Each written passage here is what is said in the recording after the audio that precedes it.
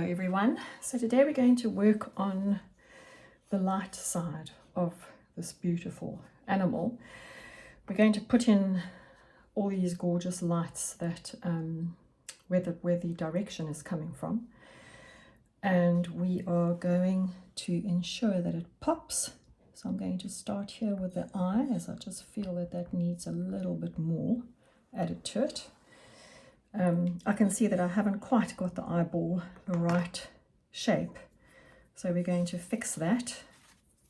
The eyeball actually comes in here, so I need to remove some of that and then add in a bit more of the grey. So this needs to come out. You can see that that shape is not correct. I think immediately it gives it a better look, and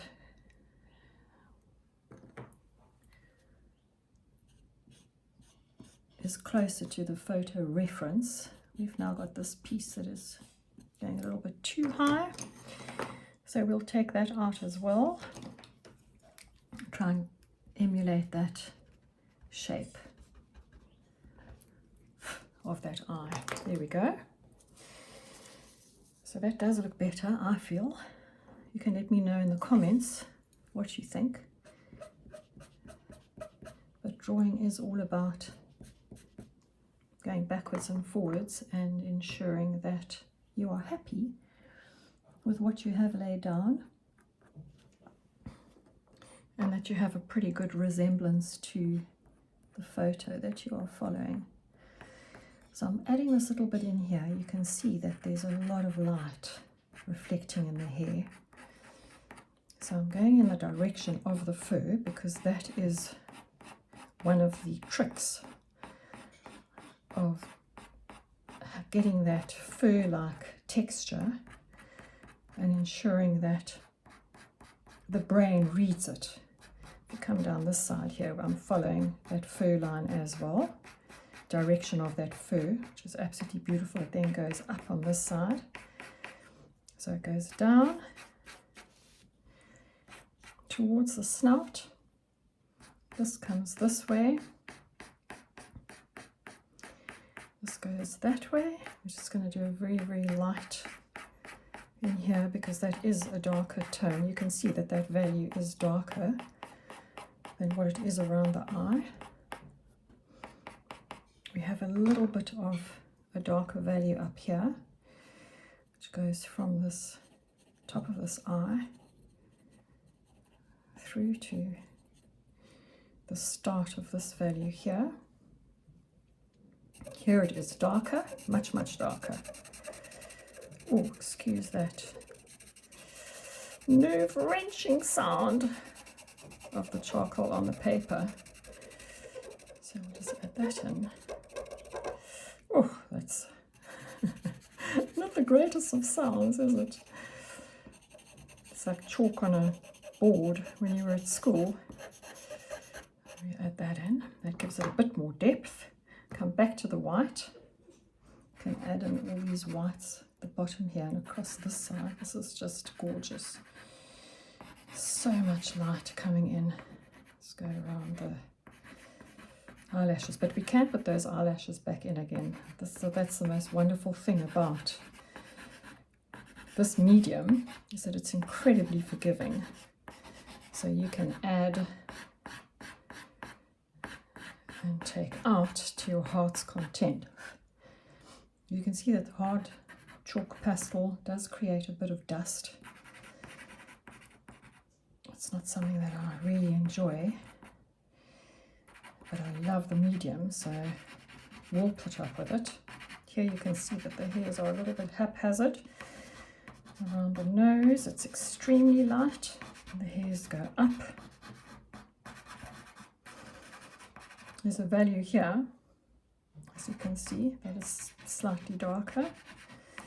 As we come around here, I've left this purposely the original color of the paper, because I didn't want it to grey from the charcoal. You can see there that it does grey. You do get another value, but that is fine, because you can add and take out, as I said before, to change it. this sort of disappears. It's one of my favorite things with drawing any sort of portrait at all, is how it disappears into the background. This is extremely white, lovely light reflection, and then around here is this beautiful light reflection, which we want to get in with these gorgeous whiskers that go in every direction. We'll add in the black ones a little bit later. We've got this very, very white piece on the nose here and across the side. Got all these gorgeous little light reflections on this side, which is really lovely. And then we have, it disappears.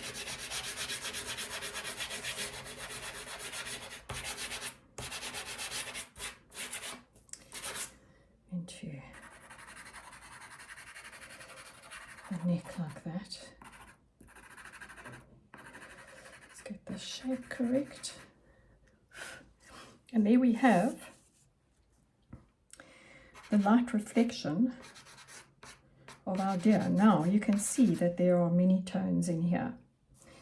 This has shadows. Obviously the fur has a lot of shadows, and you can see that that is reflected in those lights.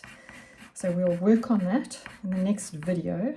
This was to give you the light on the side here, which is absolutely stunningly beautiful. Give you an idea of how to get that perfectly reflected in your portrait so that it really pops. Just smudging it out here with my fingers. This goes up into the ear. Then we can add a bit more here, because that is a big light reflection. Oops, it's picked up. Okay, that is something that one needs to be aware of, is how the pastel or even the charcoal will pick up. Whoopsie daisy, having a great time here. Will pick up the charcoal if you have run it over that, which I have obviously done. So what I'm doing is, let's see that this works. Oops, a daisy, I'm doing it again. Can you believe it? But that's a good lesson for all of you that are starting out. You will make these mistakes. It's not the end of the world at all, believe me. Getting the direction of the fur going here.